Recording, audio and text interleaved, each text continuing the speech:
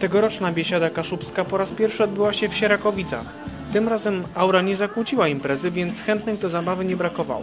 Na scenie zaprezentowały się zespoły regionalne z powiatów kartuskiego, łowickiego, tatrzańskiego i świdnickiego, a nieopodal na straganach można było kupić regionalne produkty. Wieczorem pod sierakowickim amfiteatrem tłum zaczął gęstnieć i kabaret Ciach miał naprawdę sporą widownię. Co tak patrzycie?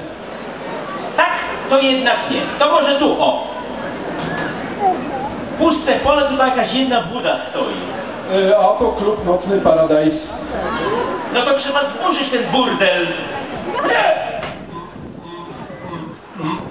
Nie! Mam nawet pismo od ekologów w tej sprawie. Bardzo dobrze, bardzo dobrze. To jest kluczowa inwestycja zmniejszająca bezrobocie w naszym regionie. No, nie możemy raczkującej gospodarce kłód pod nogi rzucać. Nie wiem, parking się zrobi, jabłek się puści. Musimy to ominąć. Zresztą byłem kiedyś tam w środku z komisją. Byłem z komisją i wydaje mi się, że załączy tam dorodny przędziorek kędzierzawy. Tak, ja chyba też go tam kiedyś widziałem. Skręcamy. Ale gdzie? Tutaj nie, łachtówka bagienna. Co? Łachtówka bagienna. Nie no, panie Włosie, spokojnie, tutaj i takie byłoby można, tak jak sama nazwa wskazuje, tutaj są bagna, tak? No, a czy ktoś kiedyś widział autostradę całą zalaną wodą?